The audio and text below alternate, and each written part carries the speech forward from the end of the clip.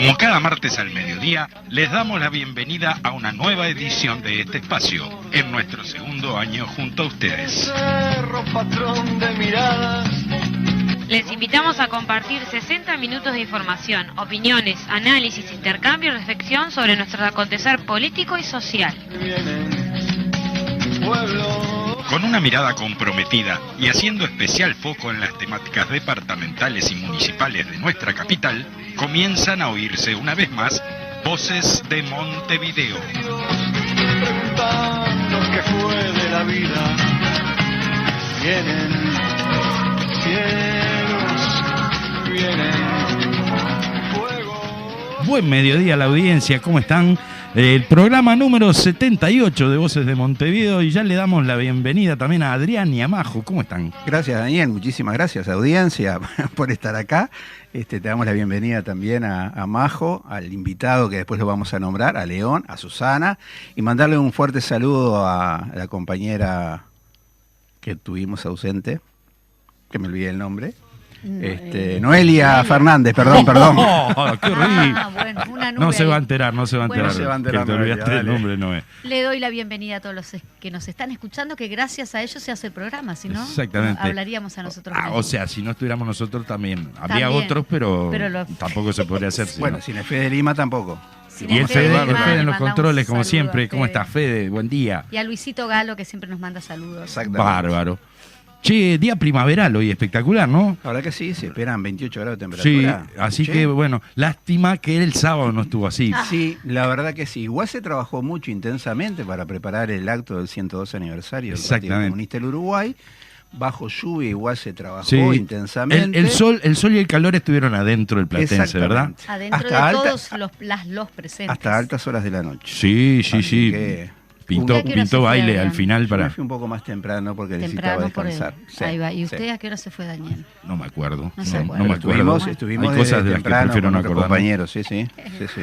Muy lindo. Fue Así un que lindo estuvo acto con muy una muy bueno. buena Muy participación. buenas intervenciones. Sí, Muy buenas intervenciones de los Ujú. compañeros que del Frente Amplio y en general, ¿no? Fernando Del movimiento Pereira, sindical, Fernando Pereira, Carolina Cose, Sí, sí. Yamandu Orsi. Senador Oscar Sí, sí. Andrade. El saludo desde Salto de Andrés Lima. Ajá. También, que no pudo llegar, pero envió un saludo grabado.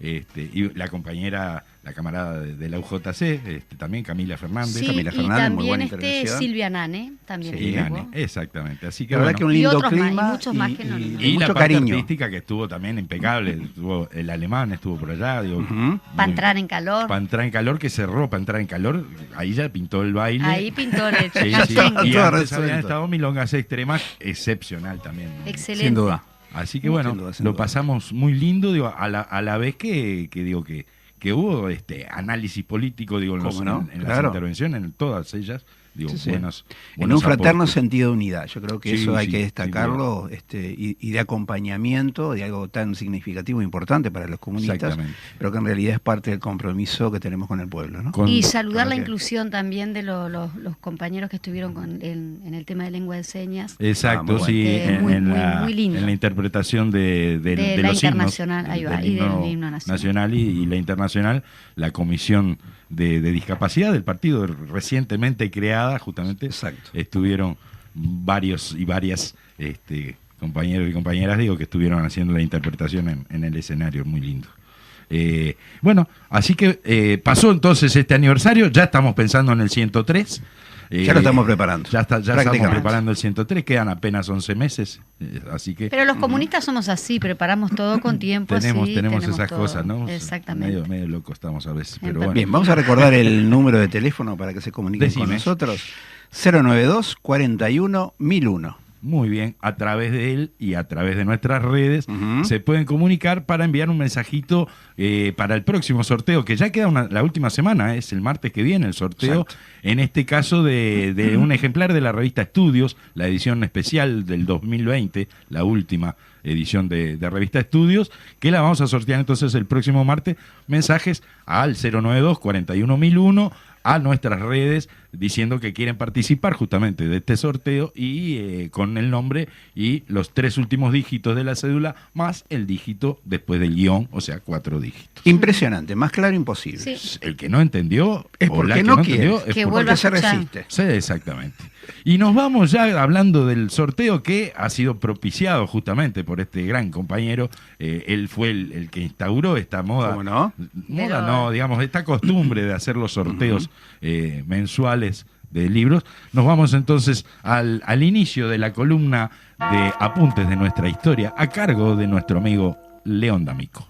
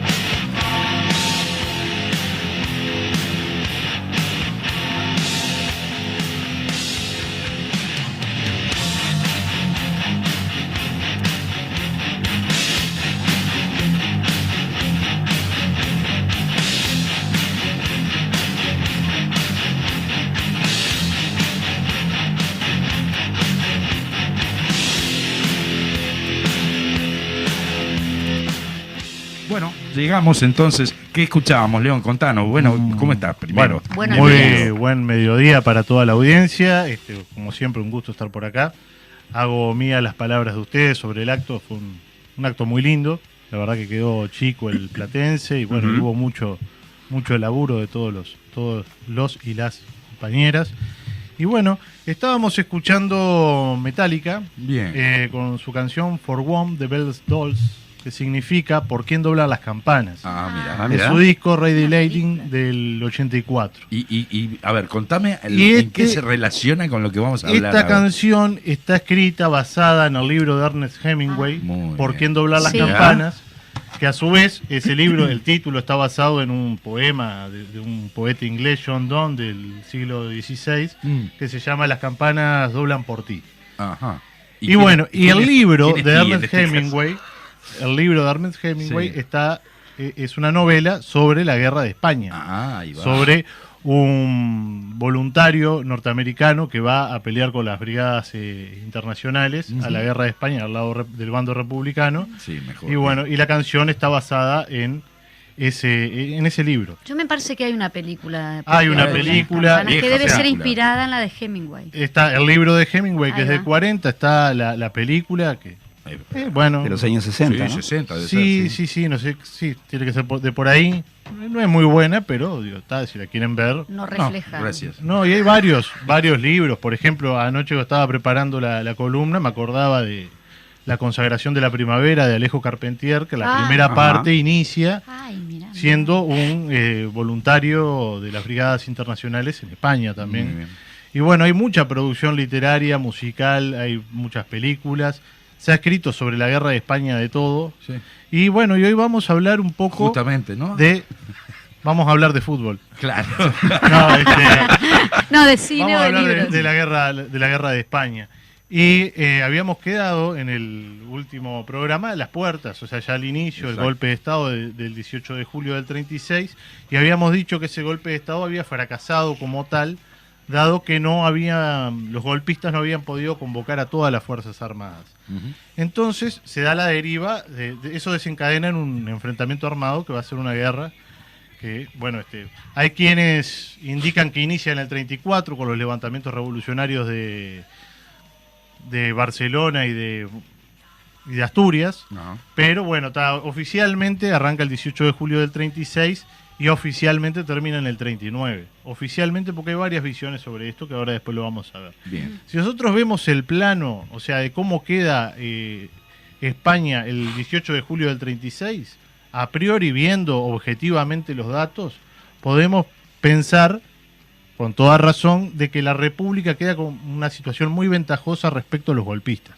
Claro. En el sentido de que más de la mitad de las guarniciones militares no se pliegan al golpe, más de la mitad del territorio nacional queda dentro del bando, o sea, bajo la República. Bajo dominio, las principales digamos, ciudades, o sea, Madrid, Bilbao, Valencia, Barcelona también. Todos los centros industriales de España están bajo control republicano. Ahí va. O sea, que la industria es muy importante en un caso de guerra porque pueden, no sé, producir autos, pero rápidamente esa maquinaria se puede utilizar para producir pertrechos militares. Claro. Además, la mitad de las fuerzas del ejército de tierra queda leal a la República, la mitad de la Guardia Civil también, la Guardia Civil es como la policía, Sí. y queda completamente leal a la República la Armada y la aviación. 100% en ambos Sí, casos. Mirá. sí, 100%, pero la mayor parte. Por lo o sea. menos, claro. Y hay otro tema que es fundamental, que el oro de las reservas del Banco de España, que eran la cuarta riqueza más grande del mundo, Sí, claro. la cuarta reserva de oro más grande, Veníamos de la época del colonialismo, ¿no? sí, también queda bajo control republicano. Bien. Y el oro era fundamental para comprar armamento en el mercado internacional en el caso de una guerra. Muy bien. O sea que a priori podemos ver que Que la República tenían quedó todo para fuerte. poder liquidar el intento de golpe de Estado y que que pasara como uno de los tantos que ya Exacto. habían existido en este corto tiempo, del 31 al 36. Ujú. Pero a pesar de eso, rápidamente se va a ir revirtiendo. En primer término, el gobierno de la República no era lo suficientemente fuerte como para controlar todo el territorio que en teoría había quedado leal. Ajá. No tenía la fuerza para poder controlarlo todo y mucho menos para poder dirigir las fuerzas militares que quedaban también bajo el mando de la República. Sí. Porque ahí se empiezan a dar, a partir del golpe, muchos soldados empiezan a desconocer la autoridad de los generales, entonces Ajá. como que se empieza también a romper esa unidad monolítica que tienen las Fuerzas Sí, Armadas. que deben tener, por lo menos. Sí, claro. en todo este lío se le dan armas al pueblo, se arma al pueblo, Ujú. pero en un primer momento esto genera una situación de desborde por el hecho de que se armaban como pequeños grupos que respondían a los sindicatos o a los partidos políticos, Ajá. pero que no tenían una coordinación Claro. de fuerzas como para decir, bueno, No había una centralidad de... no, eran como pequeños grupos del mando, autónomos que claro. actuaban por su cuenta, sumado también a la actividad de los anarquistas que aprovecharon la volada para seguir llevando adelante sus revoluciones en Sí, el sí. campo.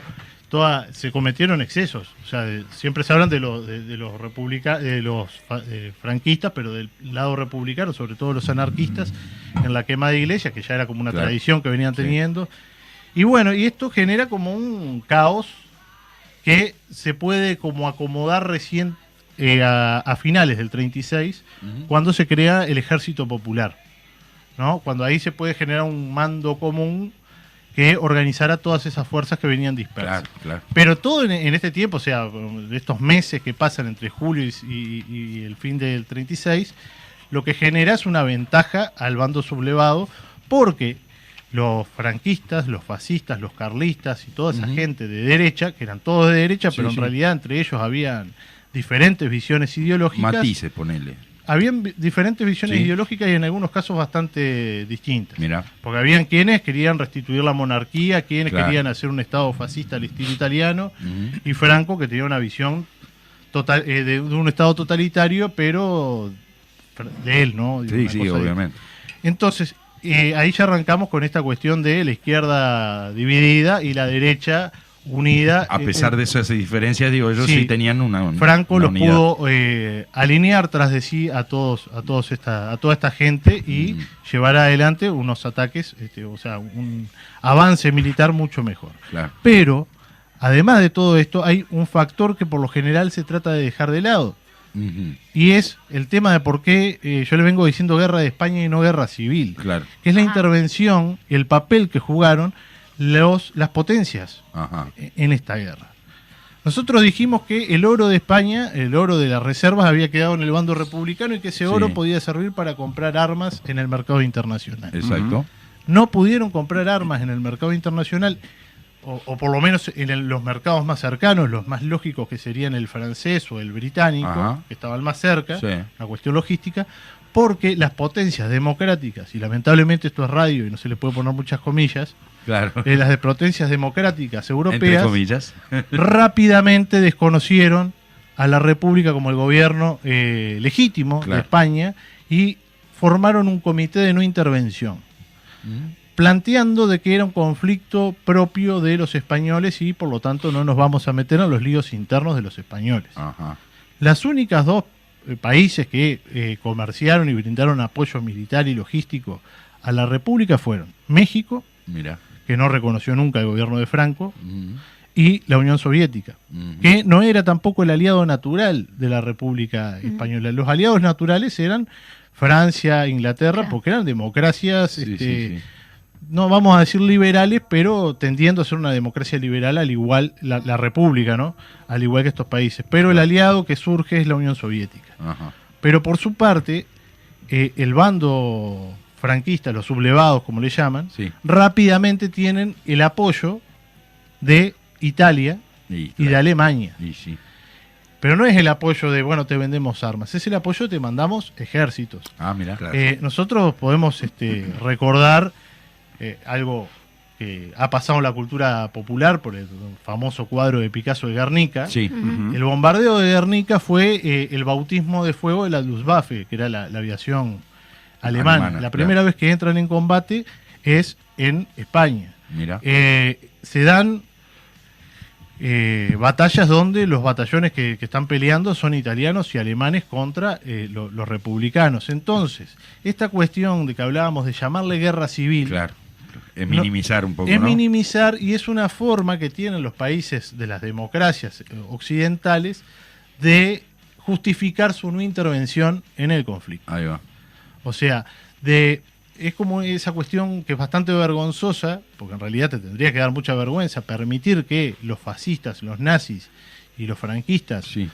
avancen en España, porque preferían eso antes que de la guerra surgiera un gobierno de izquierda o un gobierno popular o una revolución de carácter comunista o Claro. lo que fuera. Ajá. Entonces pesaron mucho más los prejuicios de clase y los prejuicios políticos antes que evitar que el fascismo avanzara y el franquismo, que después dijimos varias veces que el franquismo es más es mucho peor que el fascismo. Entonces, en esta cuestión de aislar a la República, el título Guerra Civil, o sea, la denominación de Guerra Civil, Claro. se Ampara la no intervención, digamos. ampara la no Claro. intervención, equipara a los ejércitos, Ujú. cuando en realidad había un ejército regular, que era Sí. el ejército de África español, con los ejércitos regulares italianos y alemanes, claro. contra milicias populares y las brigadas internacionales, con el apoyo, sí es cierto, de los soviéticos, pero un apoyo en cuanto a número entre un bando y otro bastante menor. Ujú. Pero bueno, esto es una de las partes de por qué se le llama guerra civil. Yo soy de la idea que hay que llamarle guerra de España. Y estaba leyendo un trabajo muy bueno de un historiador joven que se llama David Jorge, que sacó hace poco, hace unos meses, un trabajo que es su tesis de doctorado, en la que plantea, entre otras cosas, que la guerra de España debe ser identificada como el inicio de la Segunda Guerra Mundial. Bien. Habla de la invasión italiana a Etiopía, que es en el 35, como el prólogo, y la primera batalla que se da de la Segunda Guerra Mundial se da en España. Claro. Por esta cuestión, que los cielos de España se enfrentaba la aviación soviética con la aviación alemana, Ajá. y en los campos Los ejércitos. los ejércitos alemanes italianos contra, Claro. bueno, también dentro de las brigadas internacionales, gente de más de 50 nacionalidades, que eso lo Sí, vamos sí. a ver el martes que viene. Entre ellos uruguayos, ¿verdad? Sí, sí, que eso es lo que vamos a estar viendo en el próximo martes. Ujú. Entonces, como decíamos, la Luftwaffe hace su bautismo de fuego en Guernica, destroza una ciudad que desde el punto de vista militar no tenía Claro, ninguna Valor, importancia, digamos, no tenía importancia desde el punto de vista estratégico, pero la bombardean y la destruyen porque Ujú. estaban probando... Como entrenamiento, digamos. Sí, estaban probando un nuevo tipo de bombas explosivas e Ah. incendiarias, y además por esta cuestión también del profundo rechazo y asco que le daban a los franquistas el tema de los regionalismos. Recordemos que Guernica está en el País Vasco. Seguro. Entonces era como un doble castigo. Reventar una ciudad que tiene mucho simbolismo para los vascos. ¿No? Claro. Emblemático. Sí, emblemática para los vascos y además la prueba de este nuevo armamento. Pero entonces lo que podemos ver también, y con esto vamos a ir culminando por hoy, es que no es una guerra civil, puede ser identificada como el inicio de la Segunda Guerra Mundial. Hay otros que dicen que es el ensayo general de la Segunda Guerra. Seguro. Lo cierto es que es una guerra que se transnacionaliza. Seguro. Y además, por otro lado, tenemos que ver eso de que hablábamos al principio, de que la fecha de inicio y quienes la colocan en el 34 con los levantamientos revolucionarios, pero el hecho de que se haya considerado el 39 como el fin de la guerra también está en esta lógica de sacarla de lo que fue la Segunda Guerra Mundial. Claro. Y perdemos de vista que después de que se decreta la paz, entre comillas, hasta el año 51 por lo menos, siguieron existiendo movimientos guerrilleros en las zonas rurales y en las montañas españolas que luchaban contra el ejército franquista. Bueno, esta no intervención de las potencias democráticas llevó a que España pasara a vivir una dictadura feroz, que tiene más de 150.000 fusilados en tiempos de paz. De esos 150.000 fusilados hay muchos que todavía hasta el día de hoy permanecen desaparecidos, donde se utilizó trabajo esclavo para llevar adelante la reconstrucción de España, porque aquellos que no lo fusilaban, aquellos republicanos que no eran fusilados, pasaban a trabajar en régimen de esclavitud para la reconstrucción del país. Y bueno, y cuando termina la Segunda Guerra Mundial, esta cuestión de no intervención es lo que también justifica que los países aliados no intervinieran para hacerlo caer a Franco, como cayó antes Hitler y Mussolini. Y a partir del 45 ya no es una amenaza para la Europa occidental, sino que es un aliado por el anticomunismo feroz que tenía el régimen. Entonces en esto la guerra no sabemos muy bien, no podemos decir a ciencia cierta que arranca en el 36, no fue una guerra civil, fue una guerra declarada. Eso queda claro. Y no termina en el 39, sino que termina en el 51, cuando se desmovilizan el Maquis, el famoso conocido como Maquis, el movimiento guerrillero, que bueno, siguió dando bastante pelea para tratar de revertir la situación en la que vivía España. Muy bien. Bueno, muchas gracias, León, por esta columna de hoy y nos reencontramos el próximo martes. Entonces, nos estamos hablando el martes que viene. Nos vamos con la música que nos manda Federico de Controles.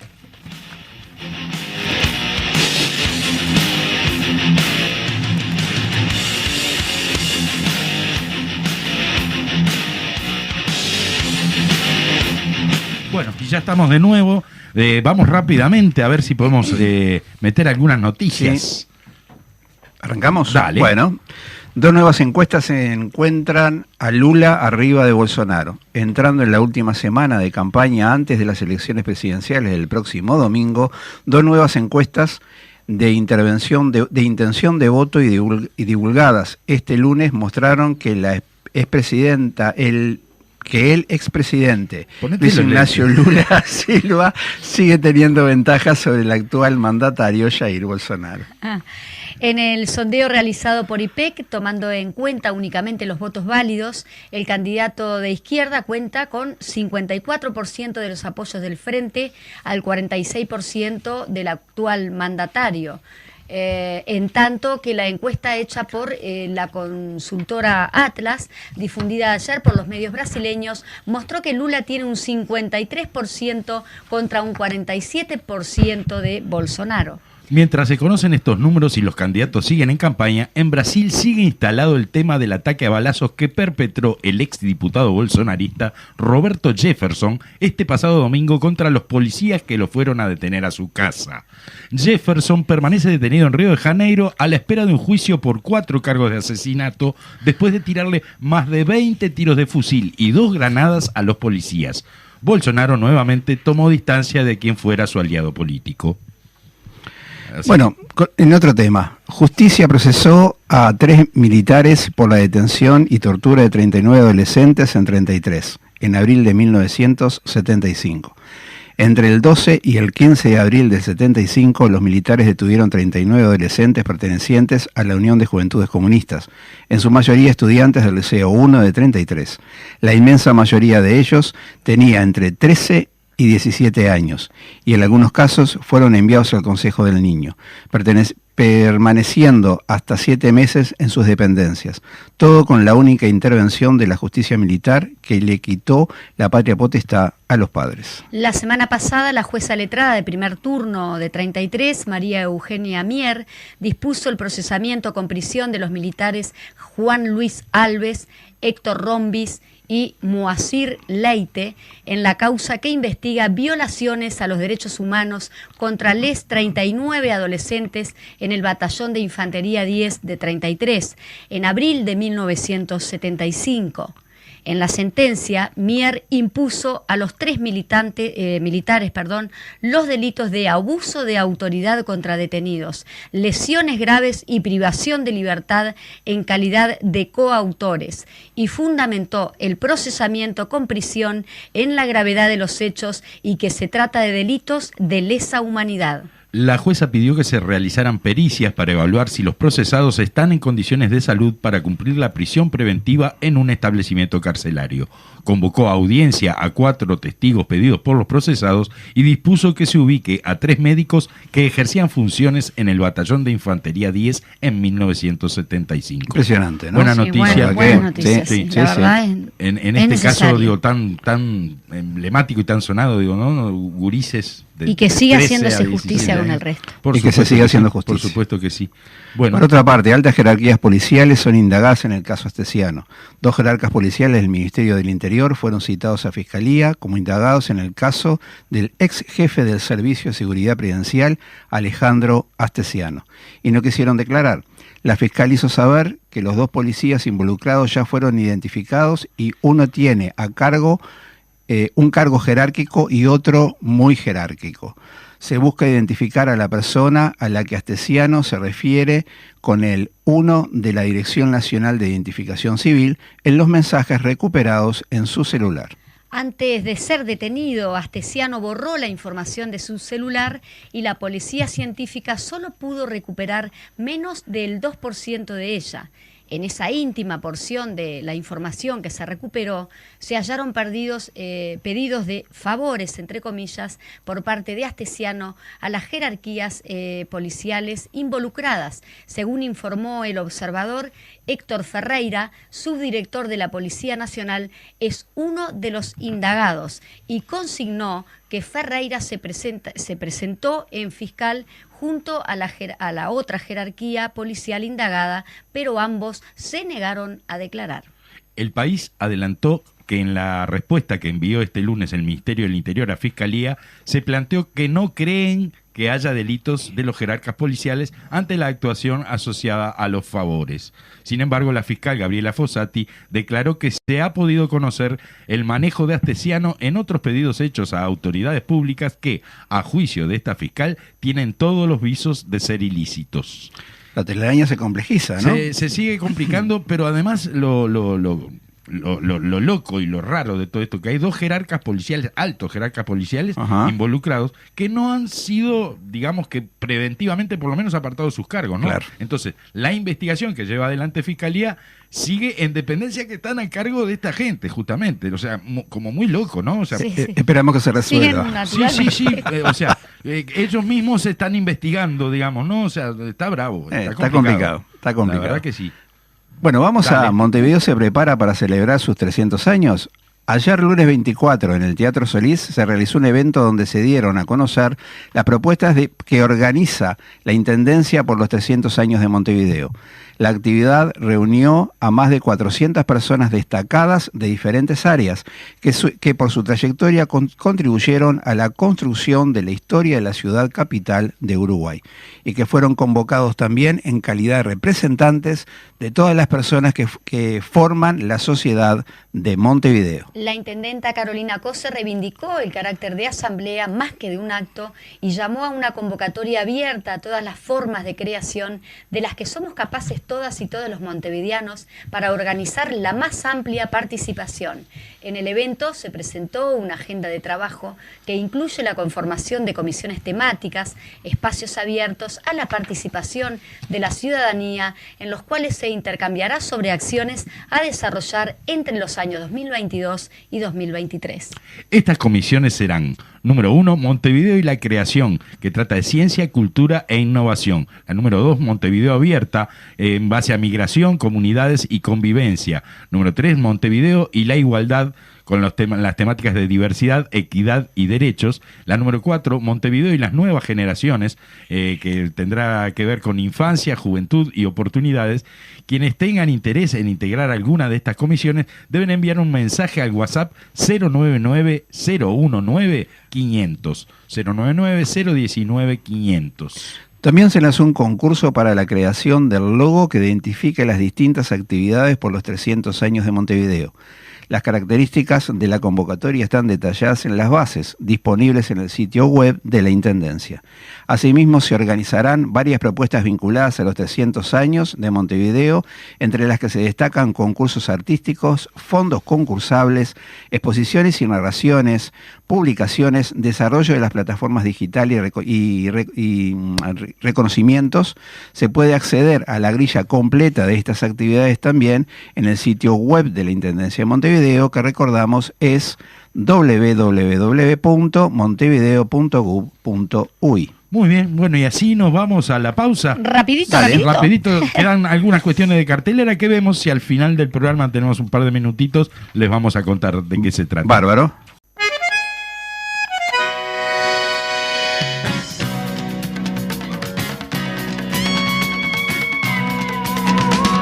Bueno, ya estamos rapidito en esta segunda parte del programa, en la que, hoy venimos como siempre, muy rápido. Sí, Muy rápido, la verdad que venimos. En la que, bueno, como siempre, vamos a ir a la entrevista central, Sí. ¿verdad? Contanos de qué se trata. En realidad, Adrián. bajo el título El derecho a la vivienda, Sí.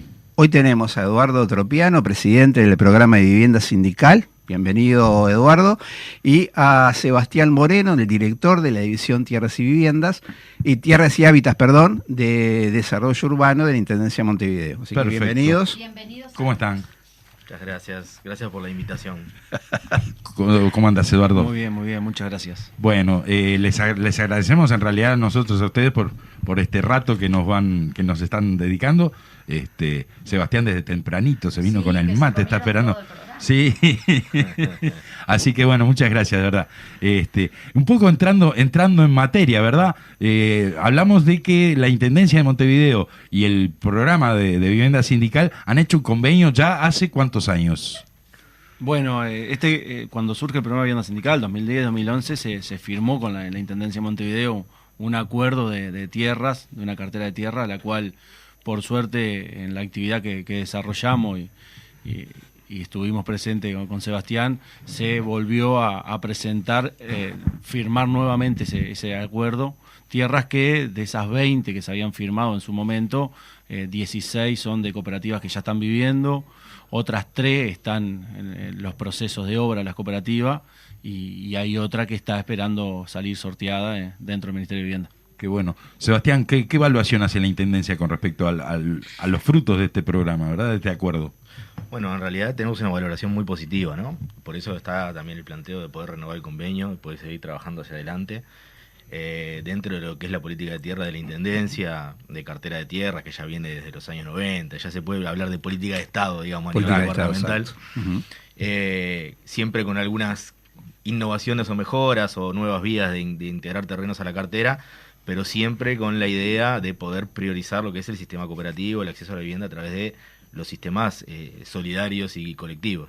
En este sentido, el convenio que ya, como dice Tropiano, hace un tiempo que estaba, pero que ya está cumplido, lo consideramos muy positivo en ese sentido, ¿no? Además, los números que comentaba Tropiano recién, ¿no? 16 ya construidos. Ya hay gente viviendo, que es la idea de esto, ¿no? Claro, exactamente.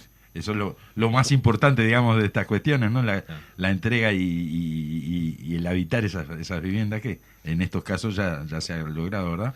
Sí, sin lugar a duda para nosotros como Federación del Programa de Vivienda Sindical, del PICNT, que la Intendencia tenga esta amplitud y esta visión de que los trabajadores organizados en base a cooperativas podamos acceder a la vivienda y ahora con nuevos planteos y nuevas tierras dentro del Foroso de Tierra, que también estamos armando nuevas cooperativas para eso, sin lugar a duda que nosotros creemos que las cooperativas transforman a un barrio, transforman a la ciudad y estamos en sintonía con eso. Sí, porque no solamente, digamos, que les resuelven el problema de la vivienda a los propios involucrados, digo, sino que, como decís, dinamizan de repente un barrio, una zona, ¿no?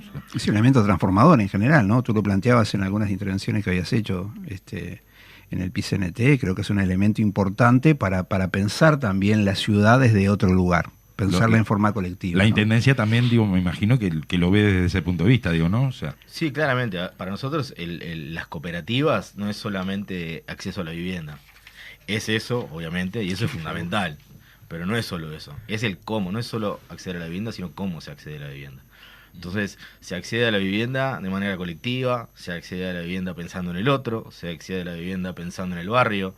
Pasamos de lo que era el famoso derecho a la vivienda a lo que es el derecho a la ciudad. Es decir, sí, claro, la vivienda, pero también los espacios públicos, también los equipamientos, los servicios, el vínculo con el resto del barrio, el desarrollo de la comunidad. Entonces, es muchísimo más que acceso a la vivienda. Nosotros creemos, lo planteamos el otro día en el PCNT con la charla que tuvimos, pero para nosotros el sistema cooperativo, que en Uruguay es muy fuerte y que de muchos países vienen a estudiar el sistema, cómo funciona el sistema cooperativo en Uruguay, y cómo funciona la cartera de tierras de la Intendencia. Estamos hablando de más de 50 años de cooperativas de viviendas. Y sí, claro. sí.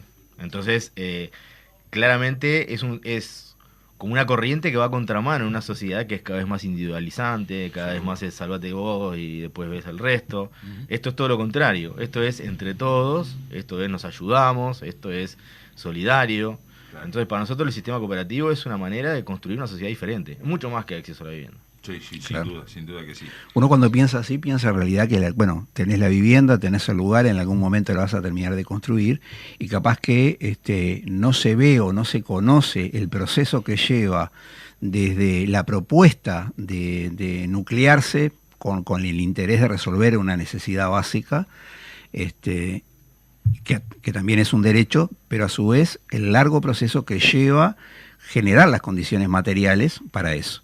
Y todo el trabajo social que hay de atrás, ¿no? Desde la organización, el apoyo, la comprensión del lugar y esa participación quizás indirecta o directa que tienen el conjunto de vecinos que entorna a la cooperativa, porque también sobre eso se construye, ¿no?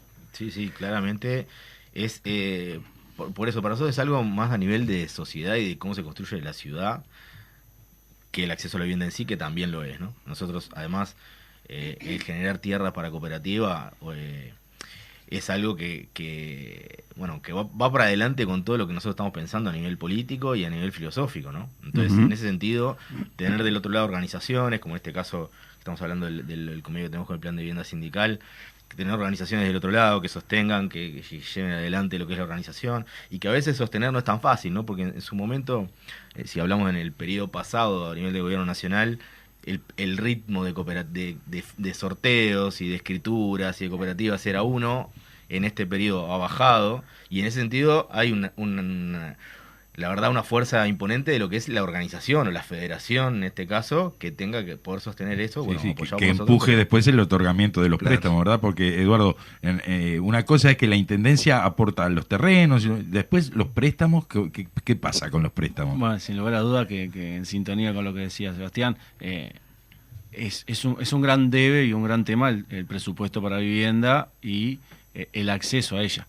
Nosotros celebramos y vemos con muy buenos ojos que la Intendencia otorgue esos terrenos, los cuales son fundamentales para que un colectivo pueda acceder a proyectar algo ahí, con un grupo que como decían, demora tanto en conformarse y todo lo que es ese laburo social que sin lugar a dudas es importante, y más hoy se logre conformar y tenga dónde proyectar su vivienda, ya es importante. Y después tenemos todo el tema de los plazos del ministerio, de los plazos de lo que es en sí el proceso de la vivienda social, de la vivienda cooperativa, que sin lugar a duda son plazos que seguimos reclamando que se agiliten, que sean mucho más rápidos, porque nosotros ahora estamos formando nuevas cooperativas. Claro. Nosotros desde la Federación de Provincia Sindical, aparte de las 270 cooperativas ya formadas, estamos en un plan de conformar entre 20 y 30 cooperativas más.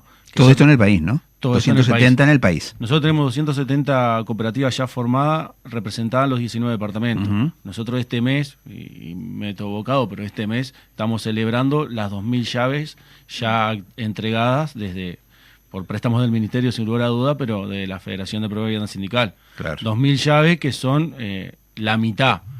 Nosotros tenemos 2.000 casas más, 2.070 horas más que están activas al momento y que se van a estar sorteando y entregando en lo que resta del año y en 2023.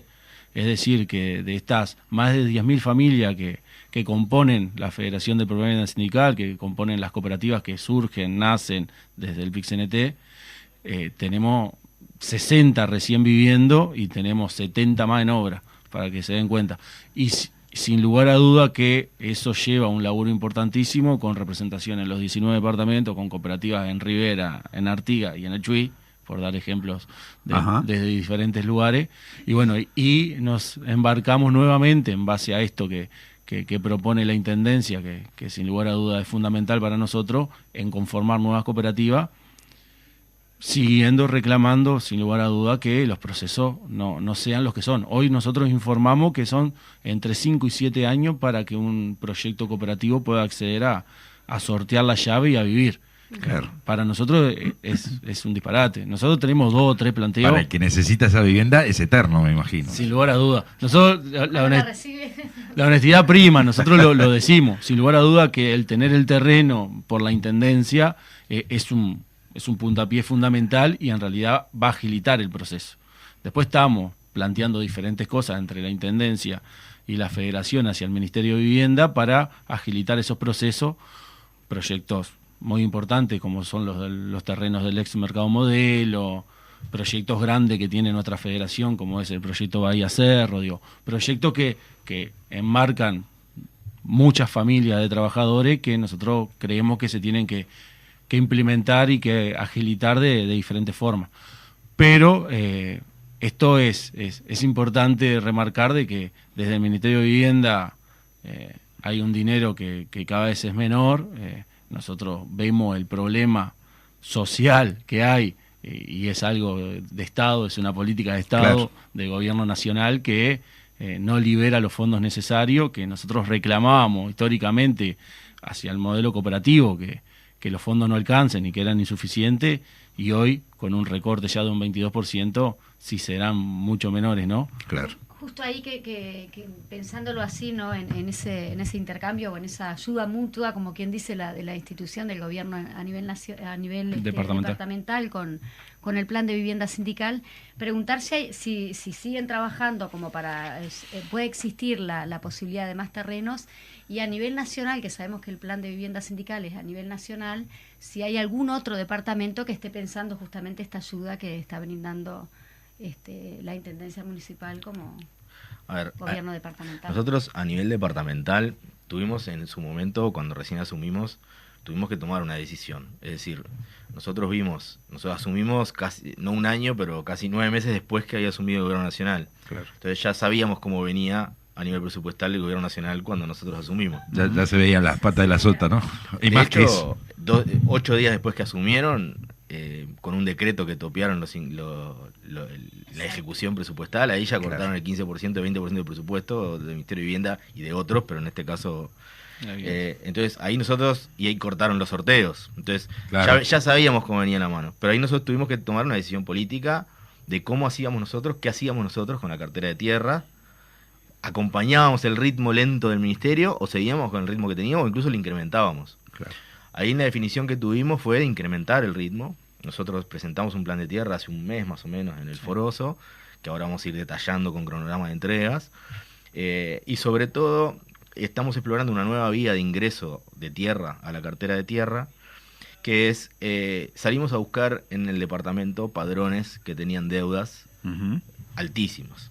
Deudas, estamos hablando de 5 veces el valor del terreno. De la propia propiedad, ¿no? Nos encontramos con un número alto, con un número grande de padrones en esa situación. Mirá. De esos, los que estaban vacíos, porque es otro problema Sí, claro. O Sí, por sí, los que sí, estaban las vacíos. ocupaciones de repente. Ahí nosotros ya mandamos a la Junta unos 70 predios para expropiar por compensación de deuda. Bien. Claro. A lo cual seguirá 4 veces el valor, 3 veces el valor, Sí. 2 veces el valor. Ujú. Que en realidad hay las chances de juicio, digamos, por el valor de tasación Claro. son menores, porque vos ponele que haces un juicio por el valor del terreno y lo ganás, pero Claro. para llegar de 5 veces al valor, estás muy lejos. Es inviable, seguro. Entonces, esa línea nosotros creemos que es una línea muy importante que va a fortalecer la cartera de tierra en este periodo. Estamos apostando muchísimo a Está eso. bueno, sí. Y claramente nosotros lo que definimos fue seguir apoyando el sistema cooperativo, seguir apoyando Bien. en la creación de cartera de tierras. Incluso en este periodo el planteo que hemos hecho a través del plan de tierras es generar un poco más de tierras todavía que en lo que era en el periodo pasado. Claro. Y por otro lado, remarcar algo no menor, ya que te preguntaba nomás por el nivel nacional, capaz que te hago un enganche, pero por ley el gobierno nacional tiene que crear una cartera de tierras a nivel Ajá. nacional. Sí. Y existe una cartera de tierras Claro. a nivel nacional formalmente. Está congeladísima, ¿no? Entonces, hoy por hoy, las federaciones o las cooperativas que acceden a terrenos acceden a través de la cartera de tierra de la Intendencia, en el caso de Montevideo, de la Intendencia o de compras con privados. Pero alguna excepcional a través de la cartera de tierra nacional. Pero ese es un tema, cuando vos hablabas de los dos gobiernos trabajando en conjunto, esa parte, a nuestro juicio, es un debe enorme del gobierno nacional. Sí, claro, como vos decís, ¿no? Por ley está prescripto que se deba hacer y prácticamente. O sea, ¿y qué pasa en el resto del país? Bueno, Eduardo? enrabado en lo que decía Sebastián, obviamente que nosotros a Montevideo lo teníamos y lo volvemos a firmar. En el interior del país no hay, esa es la realidad. Hay terrenos que han dado las diferentes intendencias a voluntades propias. Ajá. Y sin lugar a duda que en base a esta difusión que tuvo la firma con la intendencia, se han comunicado de otras intendencias para Claro. hacer algo parecido. Pero sin lugar a duda que Bueno, por lo menos cundió el ejemplo, sirvió para dinamizar un poco. Siempre sirve y está bueno. Claro. Pero sin lugar a duda que lo que falta sí es la cartera a nivel nacional y la cartera que tiene que tener el Ministerio de Vivienda mismo, que eso hace años que está frisado y hay muchísimas cooperativas que podrían estar accediendo a terrenos y a agilizar los procesos y no lo están haciendo por ese debe.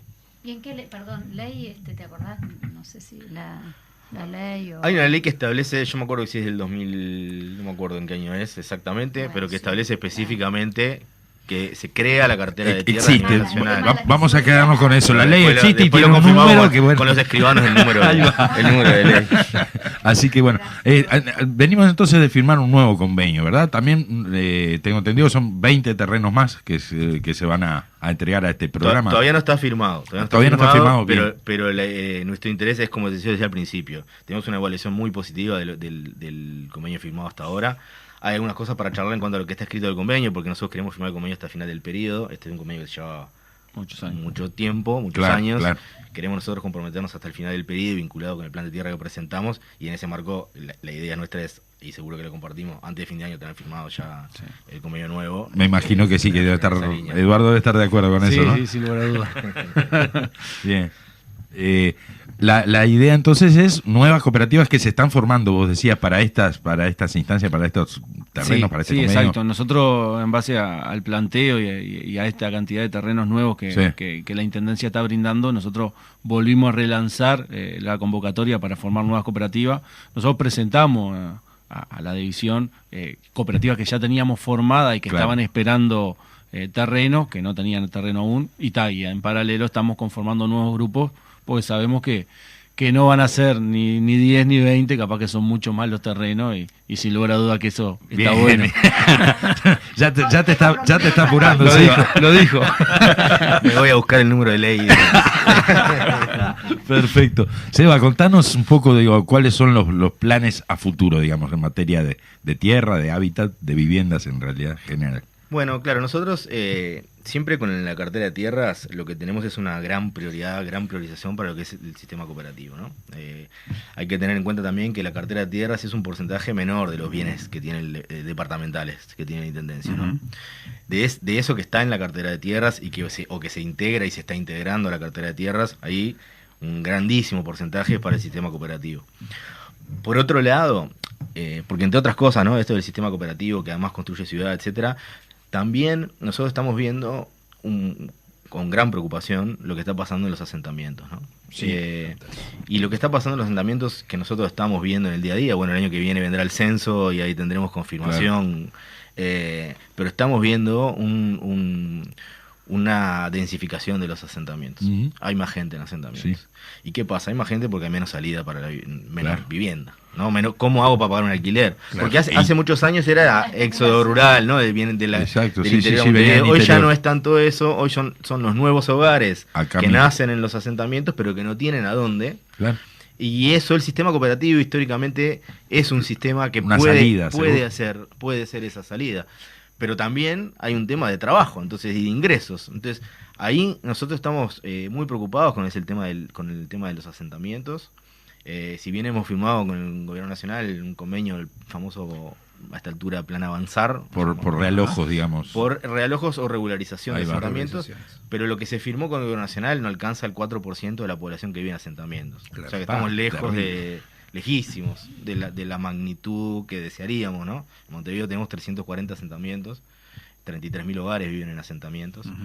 Y para nosotros ese es un desafío, el trabajo en asentamientos, que si bien desde el plan ABC estamos haciendo mejoras en calles, alumbrados y espacios públicos, en más de 60 barrios, asentamientos y barrios populares en Montevideo, la intervención más de fondo que tiene que ver con la vivienda, que es la competencia del Gobierno Nacional, eso está en el DEBE, Sí, y claro. para nosotros ahí necesariamente debería poder seguir enrabado con lo que es el sistema cooperativo. No es que los asentamientos se solucionen con cooperativas, pero Está claro.